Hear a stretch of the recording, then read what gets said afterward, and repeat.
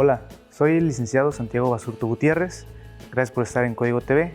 El día de hoy vengo a hablarles un poco acerca de las relaciones laborales y en particular lo que viene siendo de las maneras más comunes en las que terminan.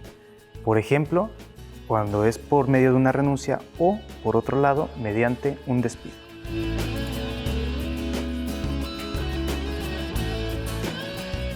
En primer lugar, tenemos que durante las relaciones de trabajo se va desarrollando una prestación de servicio subordinada, remunerada y desde luego tiene que ser personal. Sin embargo, estas relaciones eventualmente llegan a su fin y es fundamental que tanto los patrones como los trabajadores sepan la manera correcta de darla por terminada.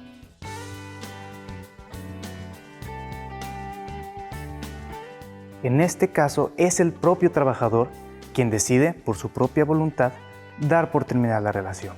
Es decir, es de una manera unilateral de la que una parte, en este caso la parte obrera, decide que ya no quiere continuar con la prestación de servicio. En estos casos, sin embargo, no se exime al patrón de la obligación de pagar las prestaciones básicas, como son vacaciones, prima vacacional y aguinaldo. En estos supuestos se puede incluir otra prestación, como lo viene siendo la prima de antigüedad.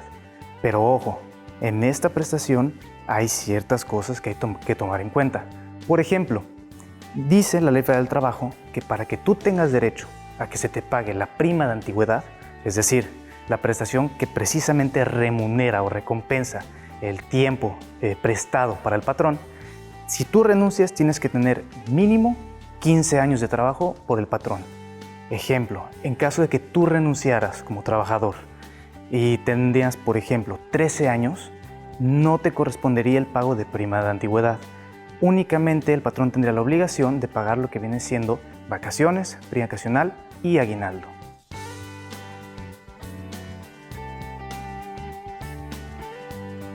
En casos de despido, por ejemplo, existen dos vertientes, cuando es justificado y cuando es injustificado. En los casos de despido, es el patrón quien por su voluntad y de manera unilateral decide dar por terminada la relación. Sin embargo, en este caso, hay más elementos que hay que tomar en cuenta. Por ejemplo, el patrón no puede solamente decidir que ya no quiere seguir que un trabajador le preste servicios. Tiene que definitivamente justificarlo y para ello tenemos que retomar o enfocarnos en el contenido del artículo 47 de la Ley Federal del Trabajo. Ahí mismo se enumeran todas las causales, motivos, acciones, conductas que pueden provocar que el patrón entonces tenga una justificación para dar por terminada la relación. Específicamente en el artículo 47 se enumeran 16 acciones o conductas en las cuales si el trabajador incurre en una de esas acciones, finalmente el patrón tendría la puerta abierta para despedir al trabajador. Ojo aquí, es bien importante para el patrón seguir ciertas formalidades. No puede solamente llegar y de manera verbal despedirte. Es fundamental checar la última parte del artículo 47.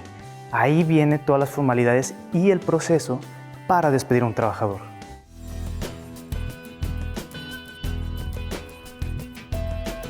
Primeramente se tendría que emitir un aviso de rescisión. Es un documento, tiene que ser por escrito forzosamente.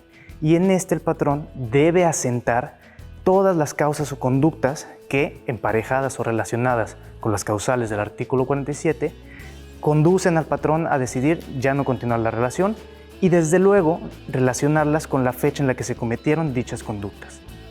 Este aviso se tiene que entregar de manera personal al trabajador. Ojo aquí, esto no significa que con eso el patrón ya esté exento o ya se libró de cualquier problema. El motivo o la razón detrás del aviso de rescisión es precisamente brindarle seguridad al trabajador, para efectos de que si él no está conforme con los motivos que ahí se exponen, pueda acudir ante el tribunal competente y entonces pelear su despido. En ese sentido, el patrón no puede solamente entregar el aviso de rescisión y ya lavarse las manos y decir que ya terminó la cosa, porque muchas veces inclusive ni siquiera se cubre esta formalidad.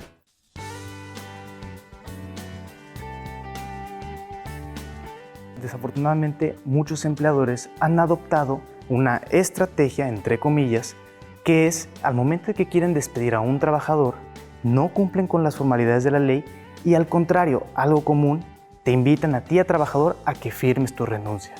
Ojo aquí, estamos hablando de dos supuestos completamente distintos. En el despido, el patrón, como ya lo comenté, tiene que hacerte entrega del aviso de rescisión, tiene que justificar la causa. Muchas veces, como no hay justificación, te despiden y además piden que firmes la renuncia. Ojo aquí, esto es muy importante. Uno siempre tiene que leer todos los documentos que se le ponen enfrente, porque al final de cuentas, si uno pone su firma, aunque sea mediante coacción o mediante intimidación, si pones tu firma, estás consintiendo el contenido del documento. Entonces, en estos casos de despido, extiendo una cordial invitación a todo el público para que se tome el tiempo de leer siempre los documentos y en caso de no estar de acuerdo, no firmar. Menos aún cuando no coincidan las situaciones entre despido, por ejemplo, y una renuncia. Aquí concluye esta cápsula. De nueva cuenta, les extiendo la invitación para efectos de que si tienen alguna duda, por favor, contacten directamente a un abogado y no sigan consejos de personal que no esté capacitado. La información que aquí brindamos únicamente de naturaleza para difundir la información, pero pueden haber detalles que pueden cambiar los procesos de materia legal. Les agradecemos muchísimo su atención.